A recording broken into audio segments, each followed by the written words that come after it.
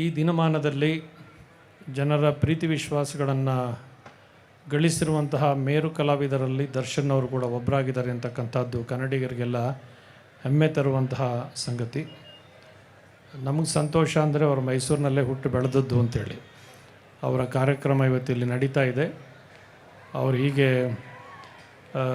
ಇಲ್ಲೆಲ್ಲ ಇಲ್ಲಿ ಸಭಾಂಗಣದಲ್ಲಿ ಅನೇಕ ಗಣ್ಯ ಮಹನೀಯರು, ಕಲಾವಿದರು, ಸಂಸದರು ಎಲ್ಲರೂ ಕೂಡ ಆಗಮಿಸಿರೋದು ಸಂತೋಷದ ಸಂಗತಿ. ದರ್ಶನ್ ಅವರು ಕಲೆಯ ಅಭಿನಯದಿಂದ ಜನರ ಮನಸ್ಸನ್ನು ಸೂರೆಗೊಂಡಿರ್ತಕ್ಕಂಥವರು, ಅವರ ಪ್ರೀತಿ ವಿಶ್ವಾಸಗಳನ್ನು ಗಳಿಸಿರ್ತಕ್ಕಂಥವರು.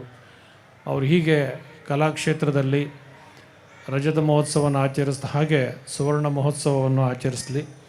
ಮುಂದಿನ ದಿನಗಳಲ್ಲಿ ಇನ್ನೂ ಜನರ ಮೇಲೆ ಅಂತಹ ಒಂದು ವಿಶೇಷವಾದ ಪ್ರಭಾವದಿಂದ ಅವರಲ್ಲಿ ಇನ್ನೂ ಕಲಾಪ್ರೇಮ ಬೆಳೆದು, ಕಲಾವಿದರ ಬಗ್ಗೆ ಅಭಿಮಾನ ಬೆಳೆದು, ಕಲಾವಿದರನ್ನು ಪ್ರೋತ್ಸಾಹಿಸುವಂತಹ ಮನೋಭಾವ ಬೆಳೀಲಿ ಅಂತನ್ನುವ ಆಶಯವನ್ನು ವ್ಯಕ್ತ ಮಾಡಿ, ಭಗವಂತನ ಕೃಪೆ ಅವರಿಗೆ ಸದಾಕಾಲ ಇರಲಿ ಅಂತ ಹಾರೈಸಿ ಈ ಎರಡು ಮಾತು ವಿರಾಮ ಕೊಡ್ತೇವೆ.